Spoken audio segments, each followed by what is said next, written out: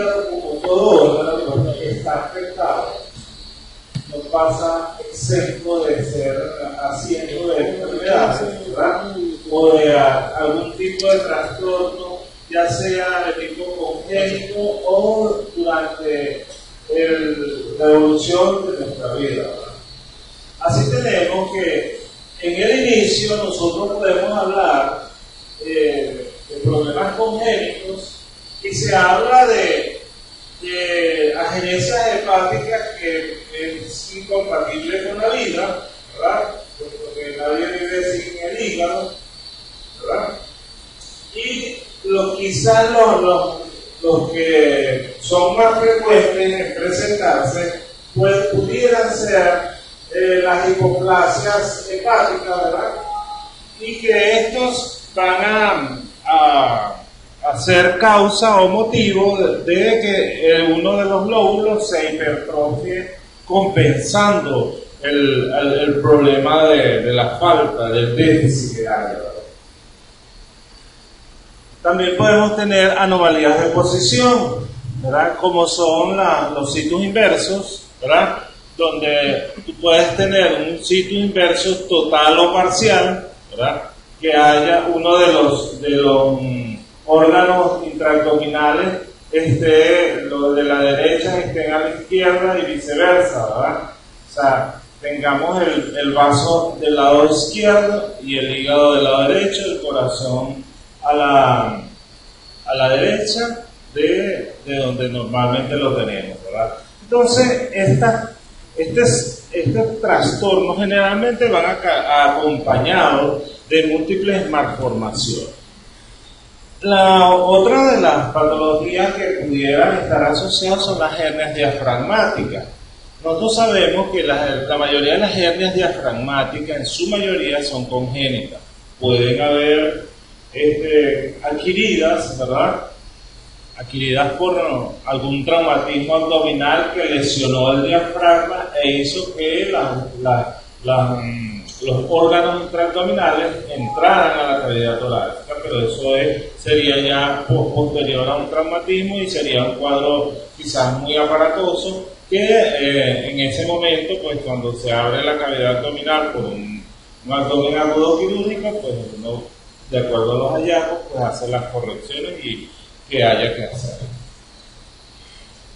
Estas hernias diafragmáticas, pues casi siempre, pues si en la actualidad, pues con los grandes avances y con la preparación de los médicos especialistas en esta área, ustedes podrán hacer diagnósticos tempranamente y por lo tanto tomar medidas correctivas en el momento que el niño nace. Eso también va a depender, pues, puesto que a veces han ocurrido casos, porque anteriormente pues poco se hacía diagnósticos de esto, y los niños nacían y a veces hasta morían adultos y ni siquiera nadie lo detectó de que tenía una hernia diafragmática. ¿Por qué? Porque son aquellas que depende del momento cuando ocurra el evento.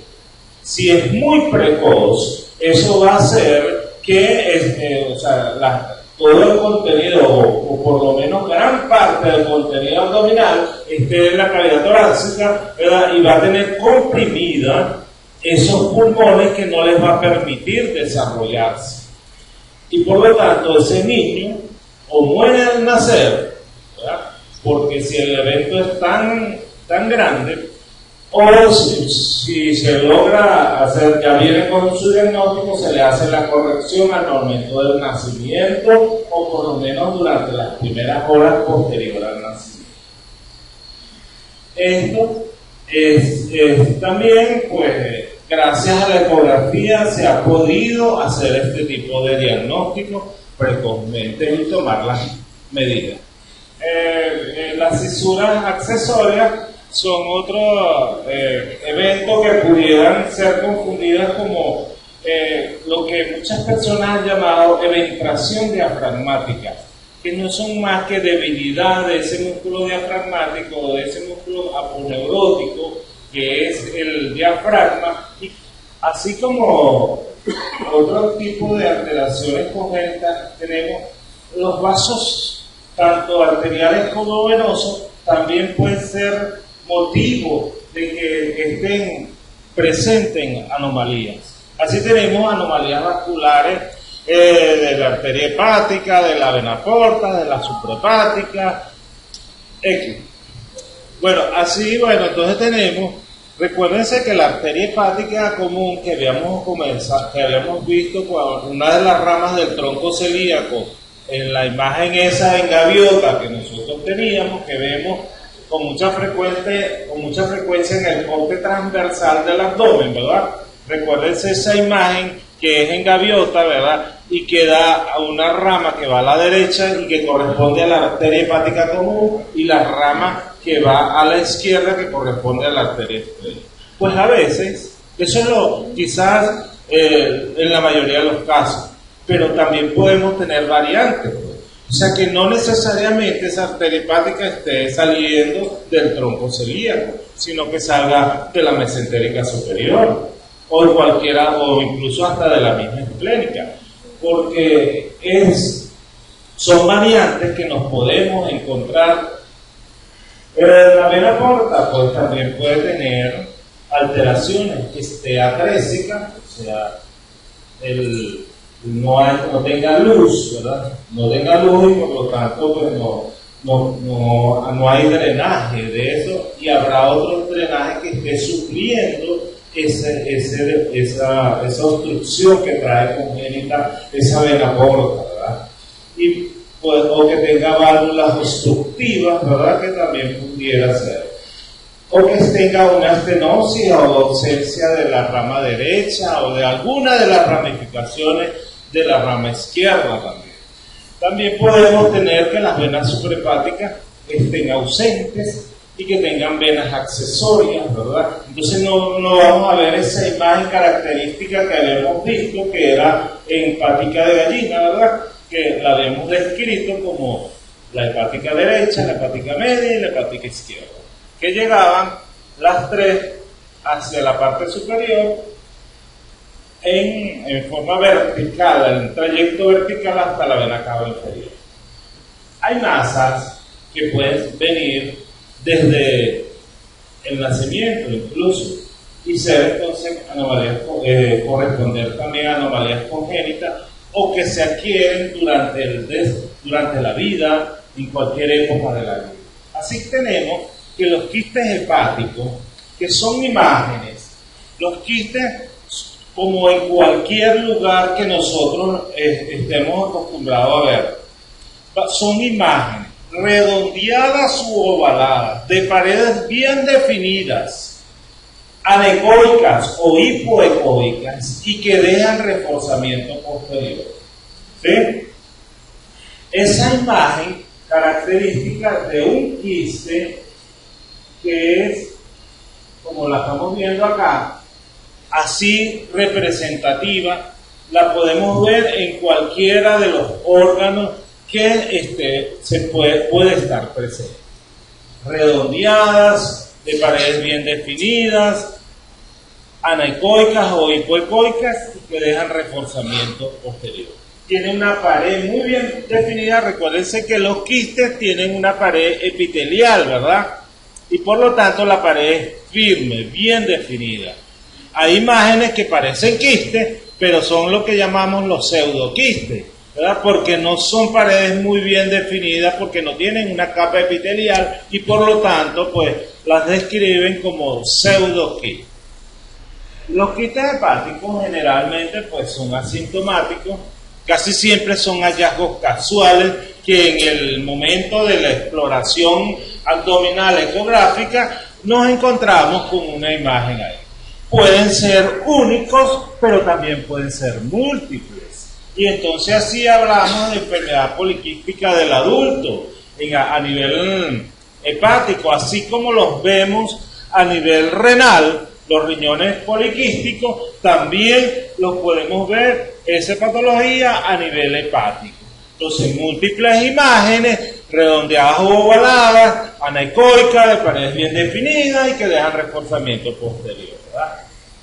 Hay otras imágenes, como son los amartomas biliares, que son también llamados complejos de von Meyenburg, ¿verdad? Son malformaciones benignas, específicamente de los conductos biliares que se dilatan, ¿verdad? Y que van a dar una apariencia de imágenes como que hiperecogénicas y que dejan como que una reverberación.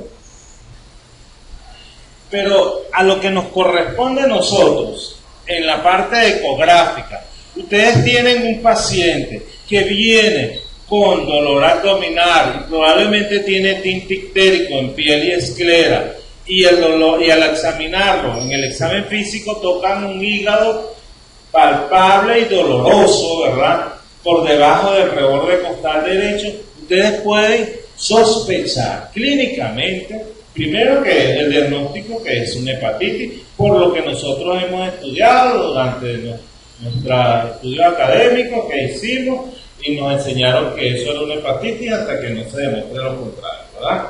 Y entonces nosotros vamos a ver y vamos a confirmar eso desde el punto de vista ecográfico, y después el clínico, el que esté estudiando su paciente, pues tocará hacerle sus pruebas de funcionalismo hepático, para también ya definitivamente dar un diagnóstico.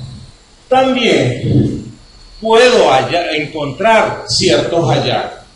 Ese ecopatrón yo lo voy a ver bien definido homogéneamente. ¿Por qué? Porque si está inflamado ese hígado, al haber un proceso inflamatorio, ahí hay edema. El edema permite que se acumule o que se deposite líquido. Y cuando tú tienes líquido, la ecografía es demasiado sensible al líquido. Y por lo tanto, yo ese parénquima lo voy a ver bien. Ya no va a ser tan de una ecogenicidad media, sino más bien de una ecogenicidad más baja, ¿verdad? Más baja. O sea, casi que hipoecoico. ¿Por qué? Porque precisamente hay un edema importante en ese momento que está pasando el paciente, y por lo tanto se está haciendo doloroso clínicamente, y eso ecográficamente la imagen que voy a ver es que la ecogenicidad disminuye. Pero entonces voy a ver otra cosa que me van a resaltar. Cuando yo disminuyo la ecogenicidad de todo el parénquima hepático, los trayectos portales de los vasos portales, ¿verdad?, se me van a hacer más brillantes, se me hacen más brillantes, y me da la apariencia como si fuera un cielo estrellado. Y así lo pueden describir ustedes en la ecografía: imagen en cielo estrellado. El hígado puede estar aumentado de tamaño. Entonces, para eso yo me voy a valer de hacer mi hepatometría. Del lado derecho me paro donde, como dijimos, en los puntos de referencia, ¿verdad?, el corte longitudinal que pasa por el riñón derecho, ¿verdad? Y ahí yo me voy a parar, y eso me va a permitir ver el lóbulo derecho, que lo voy a medir de polo a polo, ¿verdad? Y hago mis mediciones. También puedo evaluar la concavidad que hay entre el hígado y el riñón derecho, si esa concavidad se mantiene o se perdió, se rectificó. Entonces, eso también me puede decir que hay un agrandamiento así a simple vista, que yo lo pueda ver. Y lo puedo medir si quiero también, ¿verdad? Porque yo lo puedo medir en línea, un punto de línea media hasta reborde costal derecho, y esa medida no debe pasar de ¿cuánto? 13. Muy bien, así es como vamos a evaluar de esa manera el crecimiento. Y recuérdense que también hablamos de crecimiento de los ángulos, o sea, la deformidad de los ángulos. Los ángulos en condiciones normales deben ser agudos. Si esos ángulos se pierde esa agudeza, o sea, se hacen rojos, entonces yo puedo sospechar de que hay un problema. Y yo puedo medir ese ángulo. Y yo sé que el ángulo del lóbulo derecho no debe pasar de 75 grados. Y que del lado izquierdo yo me voy a hacer lo que llamemos lo que llamamos el signo de la tangente, ¿verdad? Que es poniendo un punto de referencia a nivel del cuerpo vertebral y extendiendo la línea hasta la pared abdominal, y el espesor, lo que abarca el parénquima hepático del lóbulo izquierdo, eso es la medida del lóbulo izquierdo.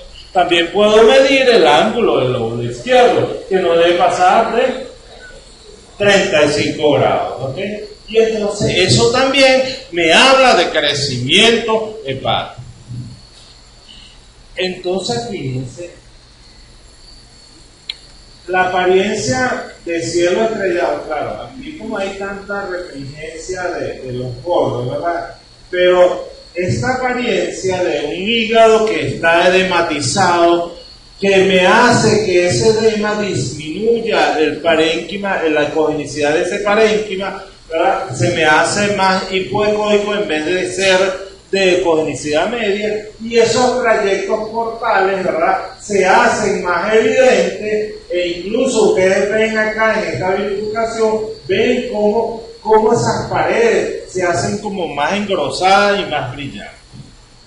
También aquí en la imagen de aquí de arriba vamos a ver una vesícula con unas paredes muy engrosadas y que, fíjense, tiene una línea interna hiperecoica, una línea central más gruesa y que es hipoecoica, y una línea externa o periférica, ¿verdad?, que es hiperecogénica. Entonces esa imagen en trilaminar, como si fueran 3 capas de diferentes diámetros, que yo la puedo medir y con seguridad, a simple vista, esto debe pasar de 2 milímetros. Eso debe llegar, si acaso, a 8 o a 9 milímetros, según lo que estamos viendo ahí en esta imagen.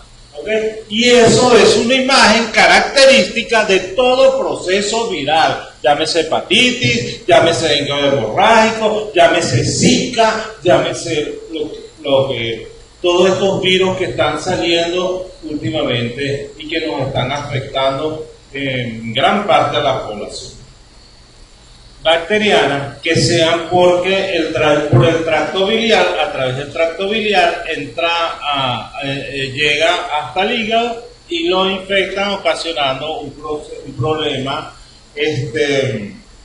infeccioso localizado a través del sistema venoso portal, ¿verdad? Recuérdense que cómo se forma la vena porta, por la vena mesentérica superior y la unión de la vena esplénica, o sea que la vena mesentérica superior recoge todos esos procesos de allá abajo, del colon y del intestino, ¿verdad?, que va a llevar esos procesos hasta la vena porta e introducirlo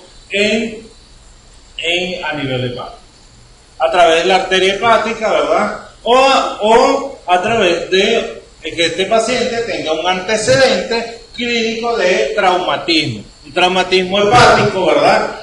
Frecuentemente, si el paciente no se le dio la atención que debería haber recibido en ese momento, o por X causa ese paciente se infectó, se contaminó, entonces este hígado probablemente va a sufrir de un proceso infeccioso localizado ahí o generalizado como consecuencia de una sepsis que pudiera haber sido punto de partida en otro órgano y agarró colita pues el hígado y se afectó también. Esas imágenes pueden ser múltiples o pueden ser únicas, ¿verdad? Resulta que a veces no son bacterias, no son virus, sino que son hongos, ¿verdad? Y entonces también tenemos que pensar que las infecciones por hongos pues pueden afectar de forma casual a un hígado. Y eso también tenemos que tenerlo presente. Pero hay imágenes que muchas veces la gente la ha descrito como que imágenes características o subjetivas de que hay una infección por hongo. Por ejemplo, las imágenes en ojo de buey, que son imágenes con un centro ecogénico y un halo hipoecoico, ¿verdad? centro ecogénico, aquí dice centro hipoecoico, es centro ecogénico con un halo hipoecoico, ¿ok? O sea, un ojito. Entonces, así tenemos las imágenes en ojo de buey, ¿verdad? Como esta, ¿sí? Esta quizás es más hipoecoica que en ojo de buey. Las otras infecciones por parásitos. Y dentro de las infecciones por parásitos, las amibas. ¿A quién no le ha dado una diarreíta con cólicos y evacuaciones con moco y sangre? ¿Alguna vez en la vida les habrá dado y han pasado por un evento que es un poquito desagradable, ¿verdad? Se comieron un pepito en la calle, un perro caliente, ¿verdad? Y salieron al otro día, amanecieron con diarrea, con evacuaciones con moco y sangre, ¿verdad? Y si no ha sido tratado, si por casualidad ustedes no fueron tratados o su familiar no fue tratado como debería haber sido, probablemente estos pacientes, pues si estaban infectados por amiba y no recibieron un tratamiento adecuado, pues en el tiempo que dé la oportunidad de que se forme y de que haga un ascenso por el sistema venoso portal de esa amiba para que se forme un acceso hepático de etiología amibiana. Y no es más que los accesos, ¿verdad?, que se forman por estos parásitos, porque pueden migrar fácilmente, como dijimos, a través del sistema venoso portal. Y ustedes la van a ver como una imagen redondeada o ovalada, de paredes bien definidas y que deja reforzamiento posterior, y que va a corresponder a un acceso amibiano. Pero no la vemos como que si ustedes ven que dentro no es un negrito puro que uno ve así como si fuera contenido fluido. Esto ustedes ven que es como un contenido espeso. Ese espeso que viene ahí es esos grumos que hace. No sé si ustedes han tenido la oportunidad de ver un drenaje de un acceso amibiano, que lo describen como achocolatado, un contenido achocolatado, chocolate derretido, ¿sí? Así lo va. Entonces, ese aspecto, ese espesor, es eso que nosotros estamos viendo ahí, como ver en su interior ecos de bajo nivel. No lo ven con un nivel elevado, sino más bien disminuido. Pero ustedes saben que no es líquido fluido, porque no lo están viendo negrito, sino que están viendo que en su interior hay. Aparte de eso, pues, ustedes también ya revisaron y preguntaron a ese paciente que si había el antecedente de que tenía un episodio de evacuaciones líquidas con moco y con sangre, ¿verdad? Entonces yo puedo asociar de que eso probablemente es un acceso de etiología parasitaria tipo amibiana.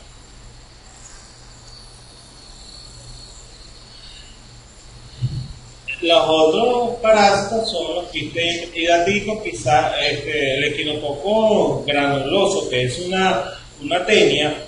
En nuestro medio pues no es muy frecuente, ¿verdad?, ver esto, puesto que acá no, específicamente aquí donde estamos nosotros, en el trópico, no es el hábitat del. Pero si en alguna oportunidad ustedes, un paciente que migró de otro sitio donde sí era más frecuente, y tengan esa oportunidad de evaluar un paciente así, van a ver que es una imagen muy característica, ¿verdad?, que tiene, al principio la van a ver quística sola, pero si evoluciona van a ver que de las paredes se desprenden unas líneas ecogénicas, y esas líneas ecogénicas no son más que esas paredes que se van a formar del mismo parásito, que va a formar múltiples quistes dentro de un quiste solo, que era único y que después se transforma en imágenes múltiples o críticas, así como esa apariencia que tenemos de los ojos. ¿Okay? También hay gérmenes oportunistas, como lo es el Pneumocystis carini, que quizás los vemos en pacientes inmunosuprimidos, pacientes portadores de HIV o que hayan sido trasplantados, ¿verdad? Estos pacientes tienen una sensibilidad a que sean atacados por estos gérmenes oportunistas y pueden dar múltiples imágenes pequeñas, hipoecoicas, difusas hasta reemplazar al parénquima por grupos ecogénicos calcificados. Fíjense esa apariencia hepática, que vamos a ver múltiples focos hiperecogénicos en todo el parénquima hepático. Entonces, ¿qué es lo que te da el grado? ¿Qué es lo que te da el grado de eso? El grado te lo va a dar, número 1, la apariencia de ese parénquima hepático, ¿verdad? Que va a tener diferentes tonalidades. Esas tonalidades me refiero a aumento de ecogenicidad. Ese aumento de ecogenicidad va a llegar a un momento que yo lo puedo decir un grado 1 si todavía me permite ver los trayectos vasculares. Yo sé que está aumentada la ecogenicidad porque no es una ecogenicidad media, pero cuando yo la evalúo, esa ecogenicidad, esa apariencia de ese parénquima, yo digo que está aumentada porque cuando lo llevo a la escala de grises, eso me supera la ecogenicidad media. Y también me permite todavía aún ver los trayectos vasculares. Y también me permite ver el diafragma, el hemidiafragma de ese lado, el hemidiafragma derecho. Recuérdense esa imagen ecogénica en el borde, que lo vemos para abajo, pero es arriba, es el diafragma que lo vemos ahí abajo, ¿verdad? Esa imagen, esa línea ecogénica, a veces puede sufrir borramientos. Y ese borramiento te lo va a dar si a medida que aumenta la ecogenicidad o los depósitos de grasa son mayores. Entonces, cuando hablamos de un grado 2 o moderado, cuando yo veo que esa ecogenicidad está mucho mayor y que también se me hace difícil ver los trayectos vasculares y también se me hace difícil ver ese hemidiafragma derecho, o prácticamente está borrado.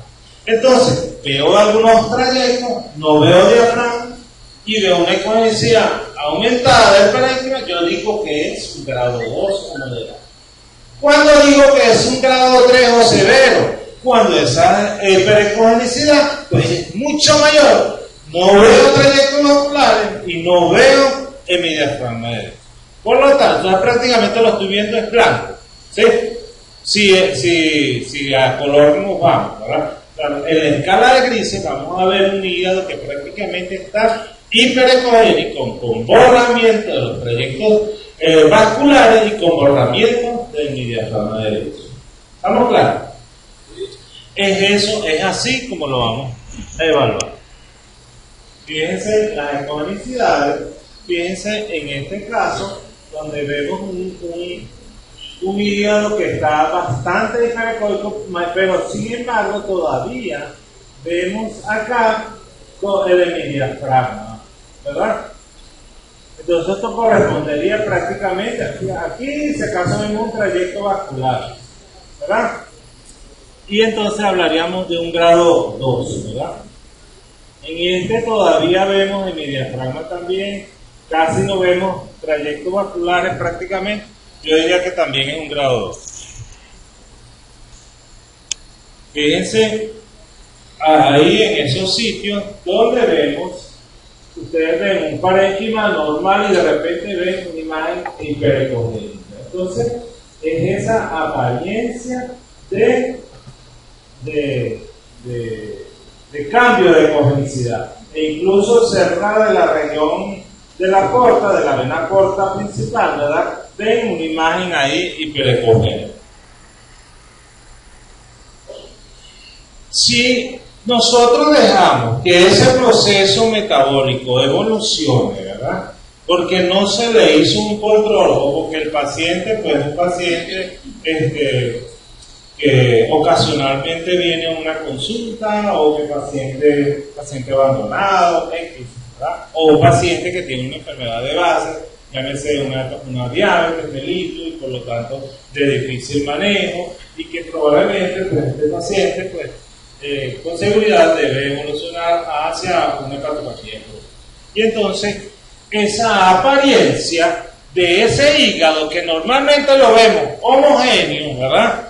Homogéneo, con una apariencia homogénea en su totalidad, resulta que ya no lo vemos de esa apariencia, sino que lo vamos a ver con un aspecto o un ecopatrón heterogéneo, con granos finos o nodulares. Entonces, ya recuérdense que prácticamente yo evalúo un hígado y yo lo veo lisito en condiciones normales, pero ya van a ver cómo la apariencia de un hígado que pasó a una cronicidad, esa apariencia se perdió. Y ustedes lo van a ver como múltiples granitos hipoecoicos en el espesor del parénquima. Y es lo que llamamos cambio de ecopatrón a heterogéneo fino o nodular. En un inicio se conservan los bordes y el tamaño y los ángulos, ¿verdad? Y ya cuando el paciente sigue evolucionando, va a evolucionar hacia un hígado cirrótico, ¿verdad? Donde ustedes pueden ver que hay una disminución del tamaño de uno de los lóbulos, y casi siempre es el lóbulo derecho el que se achica, el que se pone más pequeño, y que van a ver que uno de ellos se va a poner gordito, que no, como es el lóbulo caudado, que normalmente ni se veía, y empieza él a hacer su debut en ese momento. Empieza a crecer porque él quiere compensar el déficit del otro, los lóbulos que han dejado de funcionar. Y por lo tanto, ustedes pueden ver un crecimiento del lóbulo caudado. Así tenemos que hay una redistribución del volumen, ¿verdad? Entonces ya no es el lóbulo derecho el que comanda la cuestión, sino que probablemente es el lóbulo caudado. Y entonces se habla hasta de un índice. Y entonces mucha gente saca una cuenta de índice lóbulo caudado, lóbulo derecho. O sea, miden el lóbulo caudado sobre la medida que les dé el lóbulo derecho, y que eso debe ser menor de 0,65. Si eso supera ese valor, entonces ya ustedes hablan de que ese hígado está cirrótico. Obviamente, esto es un diagnóstico anatomopatológico, o sea que ese paciente debe ir a biopsia. Entonces, fíjense, esas apariencias granulosas, ¿verdad? Como en un principio yo lo puedo ver un granito fino, pero ya después la cosa se me está poniendo más diferente, ¿verdad? Se pone como un grano más grueso. Ven la apariencia al comparar el del otro lado con este, que es un grano más grueso, ¿verdad? Probablemente ya este hígado pues ya está tan deteriorado, ¿verdad? Que ya se está comprometiendo tanto que ya está dando cambios importantes en ese parénquima.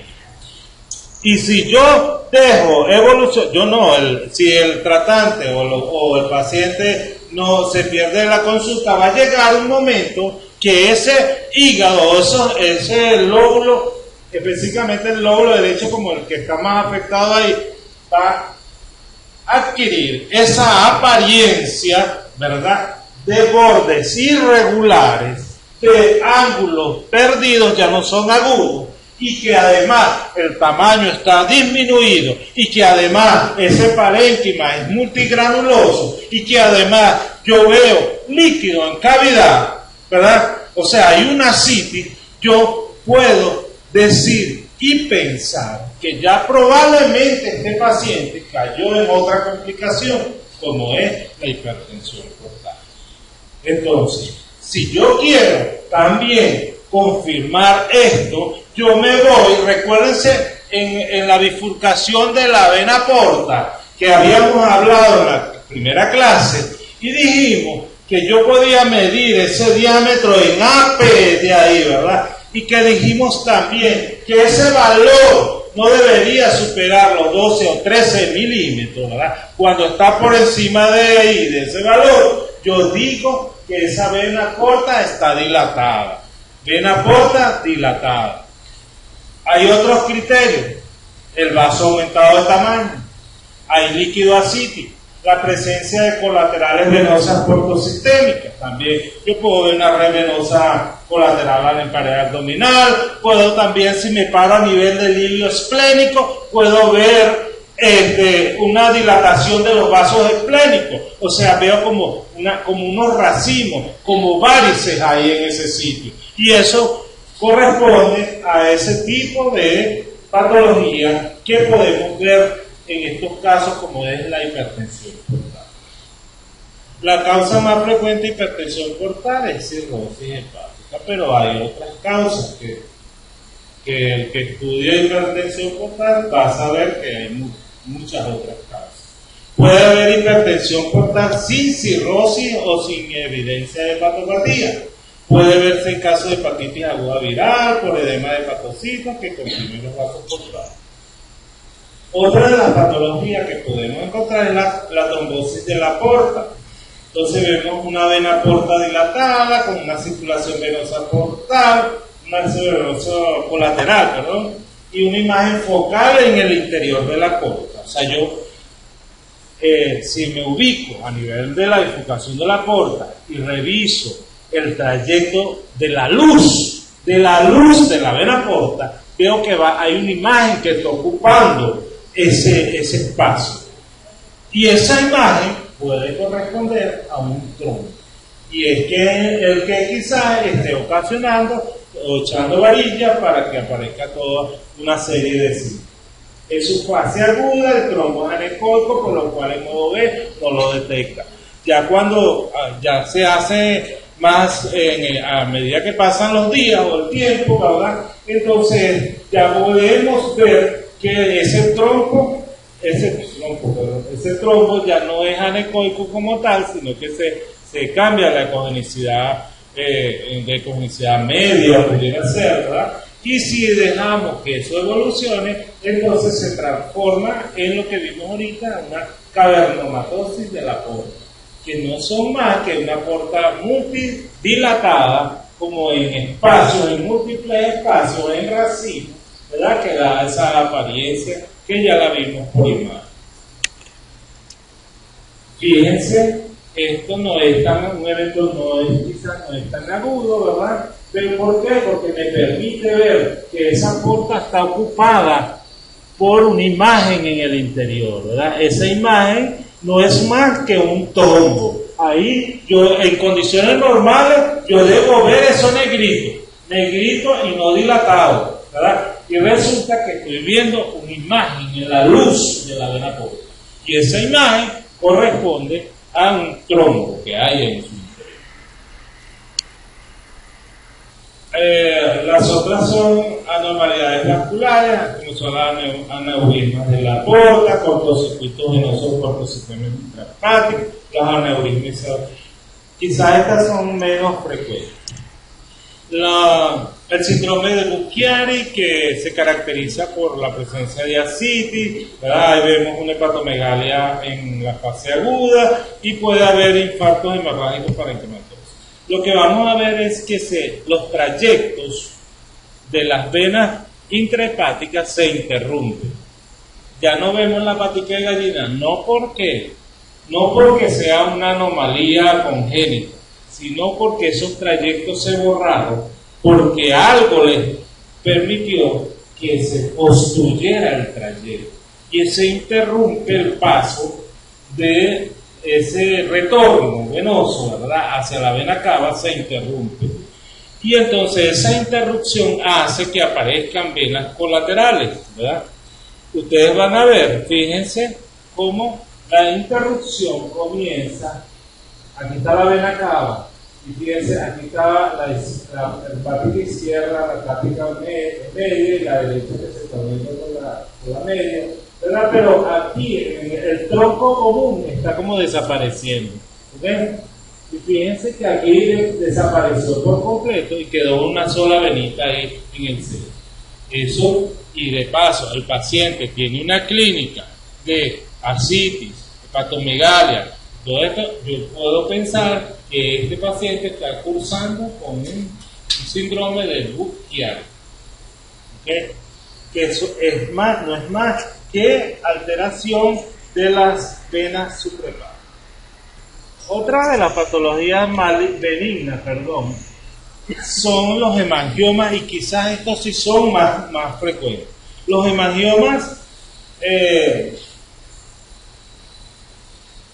los hemangiomas cavernosos específicamente, que son los más grandes, ¿verdad? Pueden ser únicos o pueden ser múltiples. Y pueden ser imágenes con una apariencia hipoecoica o con una apariencia hiperecoica, que es en la mayoría de los casos, como lo vemos, como imágenes hiperecogénicas, asintomáticos completamente. O sea que lo que pasa es que yo me puedo confundir si yo desconozco que este paciente viene con una evolución normal de toda su vida, nunca ha tenido ningún tipo de trastorno, no hay un antecedente de una patología maligna en ese paciente, pues yo no debería pensar que eso correspondería a una metástasis hepática, ¿verdad? Ahora, pero si yo veo un paciente que tiene múltiples imágenes en la piel, son esas imágenes que tienen hemangiomas impresas en piel, que esas personas tienen múltiples lesiones en piel, ¿verdad? Así como están en la piel, en el hígado o en el vaso, también pueden estar presentes esas imágenes. Entonces, la mayoría de las veces la vemos hiperecoica, pero también puede ser un aspecto hipoecoico. Muchas veces no nos conformamos con un ecograma solamente. En la actualidad se están haciendo otros estudios de imágenes, como son la angioresonancia, que te permite definir si esas imágenes realmente corresponden a problemas de lesiones vasculares tipo magnética. Los adenomas hepáticos son muy frecuentes en mujeres que toman anticonceptivos orales, ¿verdad? Son masas solitarias, bien encapsuladas, tienen diámetros variables, pero son imágenes que son... Pero estas que no te han dado ningún otro síntoma y que no te dan otro tipo de datos como para tú dudar en estos casos, pues ese paciente mándenlo a estudiar y mándenlo a comprobar de que eso realmente es una masa benigna. Los tejidos grasos, como los lipomas, ¿verdad? También hacen su apariencia ahí a nivel hepático. Y ellos casi siempre están cerca de la línea del diafragma, casi cercanos al diafragma derecho, de ese lado. Sin discusión, obviamente, las malignas.